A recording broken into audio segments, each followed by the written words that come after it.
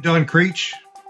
I'm going to cover tariffs. We're going to touch on tariffs, sentiment or investor fears, which are an emotional response, a little difficult to manage for many of us, and of course, the markets. CNN, as a broadcast media, has significant problems as it has lost massive amounts of audience, but they still maintain some data that we look at on a regular basis. One, they do track the market on an ongoing basis.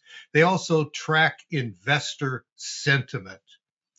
And the advent of new tariffs, which have upset the global trading system that's been in place for more than 50 years, has created a great deal of instability in the markets.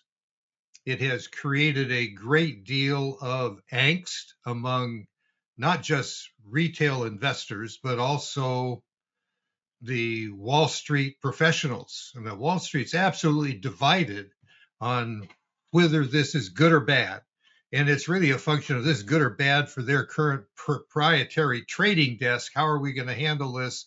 And how do we retain our clients if we're wrong about the forecast? It's all about them, which is, that's what businesses exist for. But what's interesting here is that with the introduction of tariffs as a brand new subject and nobody understanding how this change is going to impact, and it's simply a starting point to get people to come and talk to the administration about how to deal in a more balanced, a fairer way with international trade with a particular country than has gone on in the past. A month ago, when we did our stock market update forecast or update podcast and webinar, the investor sentiment was extreme fear. On CNN's ranking system, it was a 4. Over the course of this past month, things have actually improved. And we're up at neutral. We've gone from 4 to 47 in a month. That's quite a change. It's not that everything has turned over a good leaf or a new leaf and everything is coming up roses. So we're going to take a minute here and run through how does CNN actually come up with a number? And it's because they basically have 7 different components that determine where they rank the difference between extreme fear and extreme greed. And right now we're neutral. One of them is market momentum, and they still place that as extreme fear. And just before we started today, I did finish up my end of week risk on, risk off analysis that I do every week, trying to figure out is where this market is in transition, or is it simply in an ongoing trend? The main fear issue here is that the S&P 500, they use a 125-day moving average, and it's still below that 125-day moving average. It's also below the 200-day moving average, which means it's below the 50 and the 100 and various other short-term ones. The market has been coming up off of its bottom in early April, but from a technical standpoint, this is not necessarily sustainable because of the lack of broad participation. What has been missing all month long, and actually began back in the prior month, is that retail investors have been abandoning the market. And this recent rally has simply been one where those people who were deeply discouraged took losses but didn't want to bail out, but they're still uncertain, want some of their money back. So with these rallies, we see continued selling on the retail side. The main driver here that is lifting the indexes, not the broad market, but the indexes, is that the proprietary trading desk, high frequency trading algorithms run by hedge funds and some mutual funds who are taking an opportunity to buy index components that they are going to need in their portfolio for years to come, and they see prices as attractive. They're buying what is lifting the indexes up, but it's not lifting up the broad market. So, from a momentum standpoint, there's still some pretty high risk left in the market. The second one is stock price strength, and we need a net new 52-week high and versus lows on the New York Stock Exchange, and that's extremely low. For those of you who are watching on the video, you can see the number is still negative, improving, but it's still quite low. And whenever we have a negative differential between the number of stocks that are really gaining strength, where investors are saying, this is a bargain and I want in on the deal, versus those who are saying, I want my money back, I've had enough of this. Well, we need that to turn around. And so far, that has not turned around. One area that we have seen is the McClellan Volume Summation Index has turned up. Well, this is a technical tracking tool. It's a technical oscillator. Basically says there are indications here of improvement, and those indications are improving when we take a look at the components of the three major indexes. If you're looking at small cap and value indexes, not so much. There is also a fear factor with the put and call options. So one of the things that I look at every day is what kind of call options are out there where basically investors are assuming that the stock or the index that they're trading on in the options market is going to fall, and that remains quite high. And as long as that's high, that represents fear of loss. One of the factors here that has not really improved over the last month. Now, market volatility is just that. It's volatility.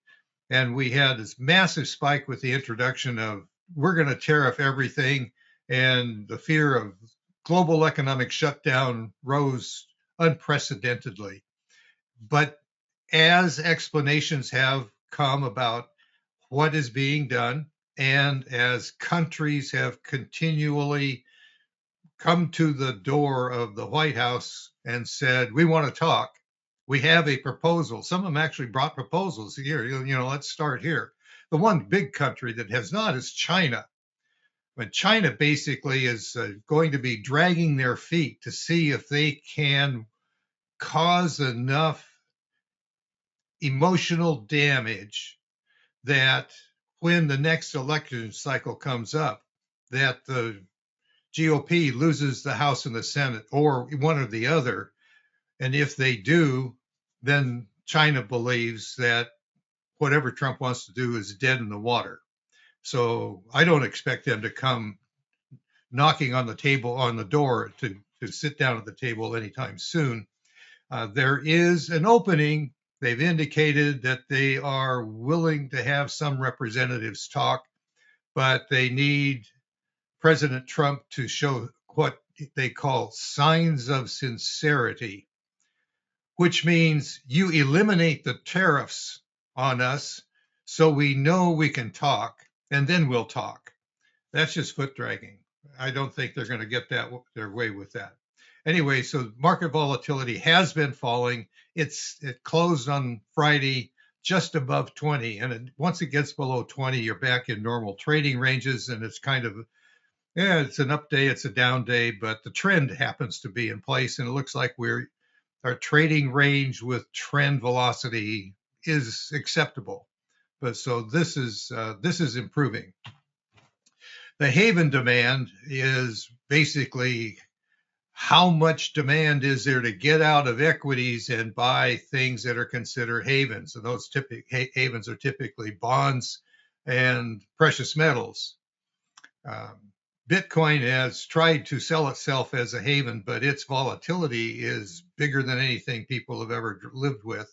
So it's not a place where you park money because you're trying to avoid risk. But gold demand and a little bit on silver, which really hasn't broken out of its technical limitations. But gold demand has been extremely high. Interestingly enough, the gold demand here as a haven has not been coming from retail investors. It's been coming from central banks. Basically, the assumption here is that central banks are saying, with what the US is doing, we're uncertain about how they're going to handle the debt issue, the massive amount of debt that they have, and what's going to happen to the dollar. And perhaps we're better off with fewer dollars, fewer treasury bills or bonds, and more gold. So central banks have been major buyers of gold, and that's driven this up. So the ratio shows as extreme greed. The last one here is junk bonds.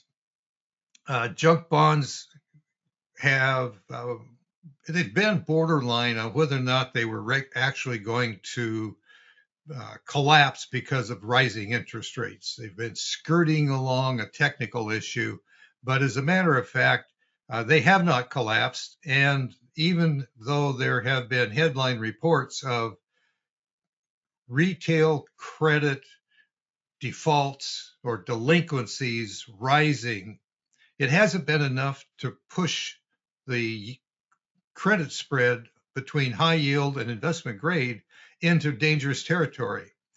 So this is being used as an alternative haven investment, even though it has more risk typically. But it's been doing all right. It's actually been a very good interest rate returner for the past year or so. Now, in the midst of all this fear, what happens when the market's down, there's a great deal of uncertainty, is that the financial media has the majority of talking heads and spokesperson telling you how to handle this, which is don't sell anything, just stay in there because you're actually investing for the long game. That's buy and hold. You just want to buy and hold. And I happen to listen to Fox Business on a regular basis. It's running in the background while I'm doing my work. I'm in the market during the day. If I'm doing any trading or I'm doing research, Fox Business is kind of my sidekick. It's just there, but every now and then we end up with an analyst or a money manager who is particularly with Maria Bartiromo ask, well, in this market, what would you do today? Well, all this information is what do you do today, not what you do from an investment policy and how do you handle your money. And they virtually are uniform in saying, well, I don't time the market. It's not timing the market. It's time in the market. But I would be buying or I would be selling these particular assets, which is basically a function of in a standard money manager model, shaving a little bit off of one asset and putting it in another asset that they think is more attractive. Or they're saying, I think we should be buying this even though the price has gone up. I think in the next 5 to 10 years, you're going to be a really happy camper. Well, if you're just worried about 5 or 10 years out from now, you're not paying attention to this stuff today, so you shouldn't be having any angst. But the issue with timing the market is really common. And this is the most common thing that we see is that you should never time the market because you'll miss out on the 10 best days of the market. And that's absolutely true. If you're not in the market, you're going to miss these 10 best days. The problem is that the 10 best days occur at the bottom of markets, which means you have to hold your nose, close your eyes, don't breathe, wait for all the disaster to be over. And then after the 10 best days occur, you can peek and see if you're still alive and if your account's still going to work. So this is a function of managing investor behavior, which you have to manage yourself. I mean, nobody else is telling you how to manage your emotional response to what's going on in the market. Dalbar keeps track of this, and here's basically their summation of analysis of a great deal of investor behavior research. So you've got the S&P 500 when this is 20-year annualized returns. Well, generally, nobody ever actually gets this because they don't buy and hold for 20 years. Now, Perry and I were on the radio for 14 years. We had one person in those 14 years who called and said, I did that. I did that. Well, congratulations, sir. He went through the tech bubble. He went through the '08 collapse, and he managed to do nothing except sit there. Well, because he didn't need the money. He had independent income or working or whatever. He didn't get it. We didn't get in his finances, but this is a rare individual. So what happens is individuals have a lack of cash to invest part of the time, particularly in the younger years of life. As you're raising a family, you got a lot of things to spend money on. You want to get the kids grown and out of the house through college if you're going to pay for that. And that sucks up a lot of money. Most of the time, you don't have money to invest for long term until you get into your mid 50s. Well, now your long term is into retirement and your risk issue and your risk profile changes. And as you get in here, you have a greater need for cash. You've got to subtract fund expenses. And then you get into the investor behavior problem. And that's where you sell at the bottom or you sell partway up on a recovery because you've just been so torn up and you can't get any sleep, and you finally cave because you got part of or all you broke even, you got all your money back. So let's go back. I'm going to back up one slide here. The one area that I have emphasized right here is the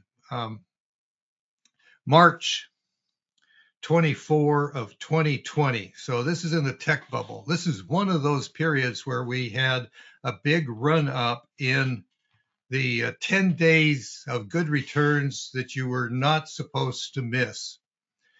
So we have here the stock market, the S&P 500 specifically back in 2020, and we can see this drop from February of 2020 down into March of 2020, and then it began to recover. So that's positive. And what we can see is that by the time we get into July, the place where you would have had an opportunity to get out of the market finally turns around and you break even. That's the buy and hold. So that drawdown was fairly significant. But there are several different ways to take a look at a market when it's going through a transition like this. And most individual investors do not do this, but this is not rocket science. This is part of what we do. Anybody can learn it. The charts that we use come off of a program called tc2000.com. And for a retail investor, if I recall correctly, it's less than $30 a month to get access to this kind of data. So basically what happened here is we moved from the 1999 into 20, excuse me, this is, I say 2020, this is 2000. We end up moving down here. These numbers are really small. I'm in 2020. So we're moving up here, and in December, it looked like things were really good, but in January, it started to roll over. This becomes a little worrisome for technical management. It rallied some more and came back down. And I just drew a line through here. So this is where we are. So you actually had a couple of signals that are technical signals. It takes very little training to figure out how to put these alerts in so you know what's going on. You had an opportunity to get out right here. If you didn't get out right there, you had another signal right here. And that makes a significant difference. You had to buy and hold to get around through here. And basically, here is your first big day that you would have missed out on if you got out of the market. Well, you don't know when the bottom of this market's going to be. The only way you can participate in the 10 best days, and there's several of them in here, is to hang on there. That's true. But it's at a great cost. If you hang on in order to participate in that first of the 10 best days, you have to be willing to lose 30% of your account. So how much good did it do you to participate in that 10 best days when it took you 7 months to break even. I mean, you had opportunities to get out here. So, but if you didn't, I mean, here's where you get back in. If you didn't do that, here's another one to get back in. And this actually is a safer entry. And that's a function of some basic technical training. And now you're back in the market. You should be in at least by here. And if you do that, now you've got a 26% gain back up to here instead of losing 30% and getting even back up to here. Well, it just seems to me that it makes more sense that protecting the 30% loss and gaining 26% is better than 0 and 7 months of angst. Now, none of these days is anybody absolutely going to get correct on a consistent basis. The issue is to get close. You're going to be late getting out, and you're going to be late getting in. That's just the way it works to protect capital. The net result is this. The managers and the companies that say, stay invested all the time or you'll miss out on the 10 best days are absolutely right. If you miss out on the 10 best days of the market, that's this lower line. Taking those 10 best days out is disastrous to your financial health. But what's important, and it's more important, is missing out on the 10 worst days, and that's this line. Anytime somebody says to you, you got to stay in the market or you'll miss out on the 10 best days, your response should be, what happens if I miss out on the 10 worst days? What's that look like? They will not answer the question. Here's the answer, is you'd be a whole lot better off. Now, given the fact that you can't accurately call each of the best times to get out and the best times to get in, there's a lag event. This middle line is essentially what happens. It softens the drawdown on your account, protects capital, and gives you an entry that is more optimum to get into the market and participate on market advances than just simply a buy and hold. Very few people handle deep drawdowns in the market, and they occur regularly. Just think of what's happened since 1980. And when we had the 1987, we ended up with 1990. We had, I think there's one in 97. Then we got the 2001. We had 2008-9, and then we had 2020. I mean, these are they're not predictable, but they are highly probable, significant drawdowns. And most people cannot simply sit still and hold through them because the capital is too important. Oftentimes, the people who are saying this is what you should do are fairly well off. They're certainly better off financially than the average household in America. So they don't need the money, and they have other resources, so they can buy and hold. Warren Buffett doesn't need the money if his account drops 35%.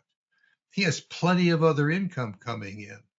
So his investment policy should not necessarily be yours.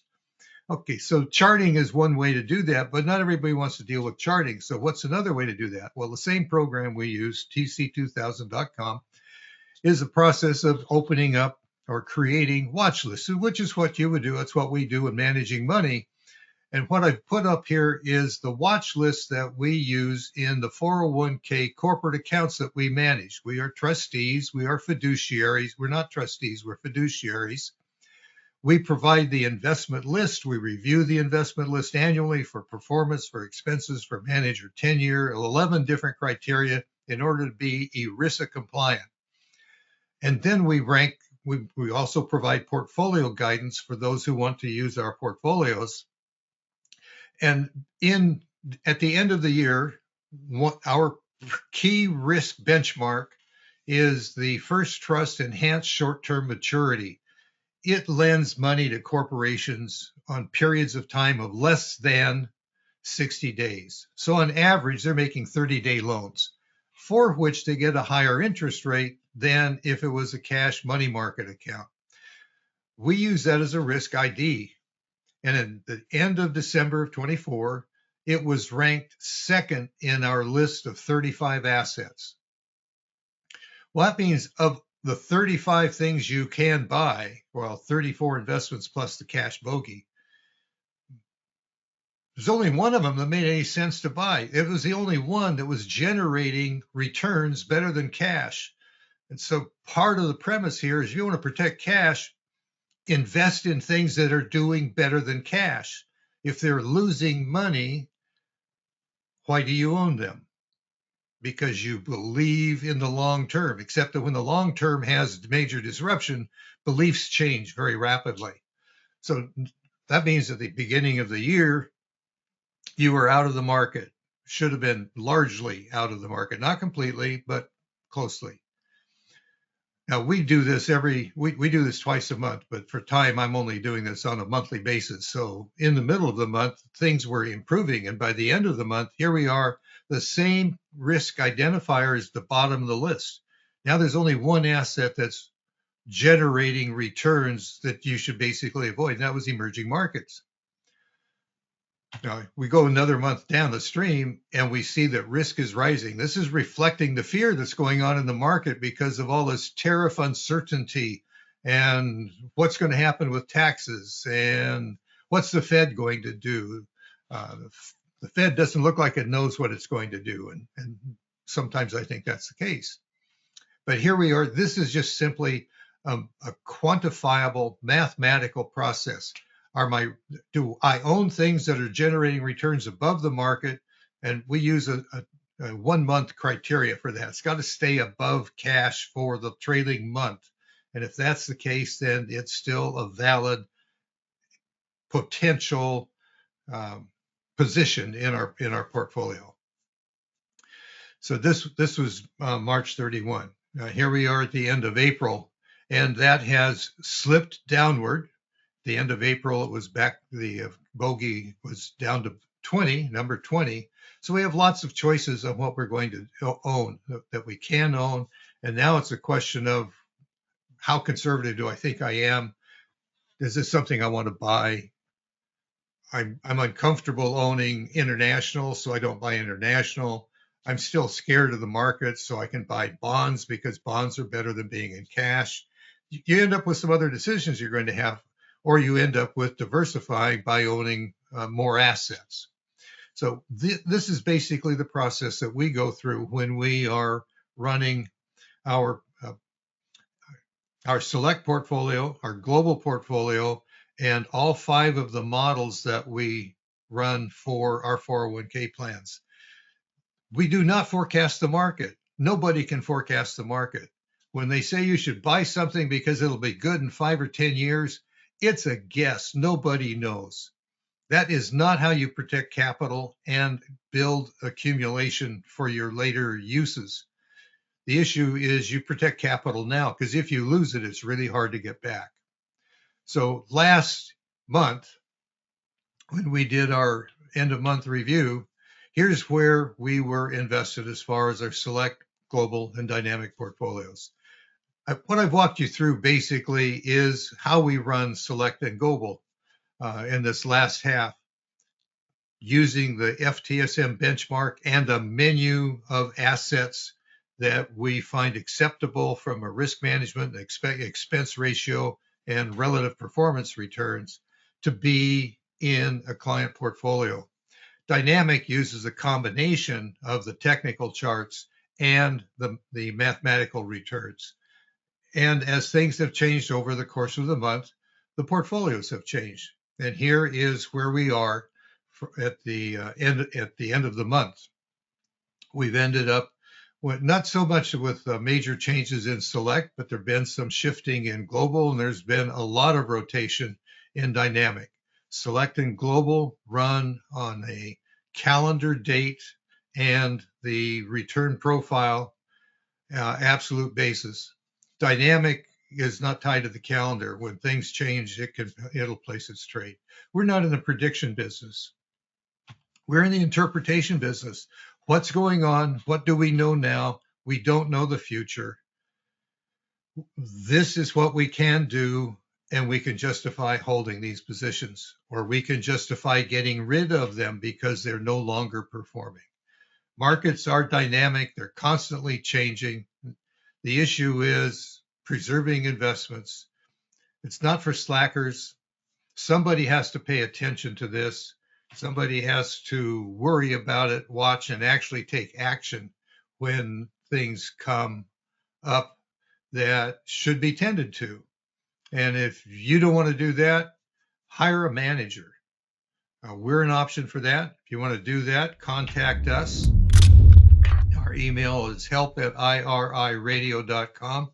Or if you want to talk to us, you can give us a call at 800-317-9119 and subscribe to our YouTube channel to stay in touch with what we're doing. At youtube.com, it's at the @ IR radio.